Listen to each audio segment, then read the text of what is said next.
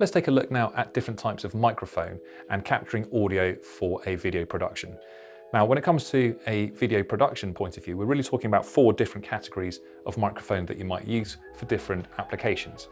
And the reason that you would actually use an external microphone like one of these in the first place is that most cameras don't actually have very good quality microphones built into them. They tend to be too small, and the audio quality is often marred by external noise or simply just sounds too tinny and not high quality enough. So the first category we're going to look at is a lavalier or lav mic, and these tend to be seen most typically in a broadcast situation. They're very, very small, which means they're easy to hide. You can see I've actually got one attached to my shirt here, but they're largely invisible compared to some of these other bigger types. And the way that these work, they tend to use a very simple 3.5mm audio jack, and these will then plug into a radio transmitter, which will then often be on the presenter, tucked away. Perhaps I've got one on my back pocket here, and then that will send the audio to the receiver, which then records the audio on the camera. This is obviously a slightly more expensive and a more professional option, and I guess one of the downsides is that if you're wanting to record somebody, there is a process of kind of miking them up, and it's not quite as relaxed or informal as you might want for other situations.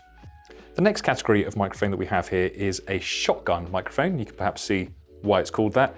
And this is great for capturing audio very directionally. So all the audio really just comes into the end wherever you are pointing the microphone, and the sides of the microphone are actually just designed to cancel external noise. Now you still get some external noise, but it's quite good for picking out a particular speaker wherever the camera is pointed. And it has a standard 3.5mm audio connection to do that.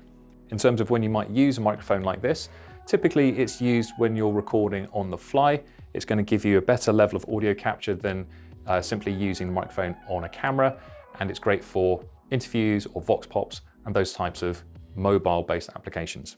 Moving on then, we have what we call a boundary mic.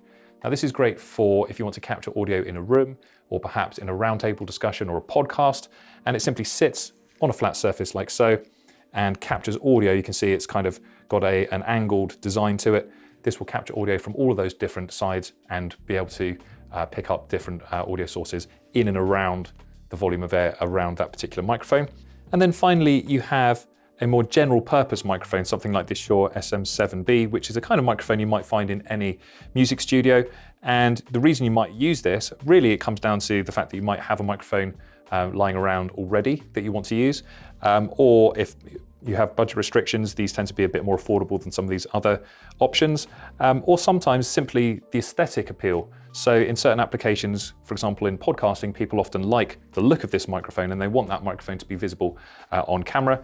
And the way that they typically use this is just to connect it to a microphone stand, and it connects via a standard XLR audio lead.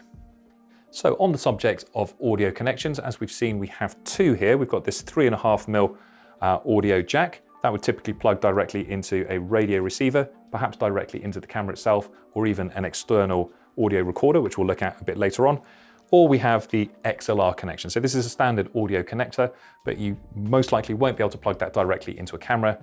That will require some additional hardware in order to be able to take that signal from the microphone and capture it on the camera.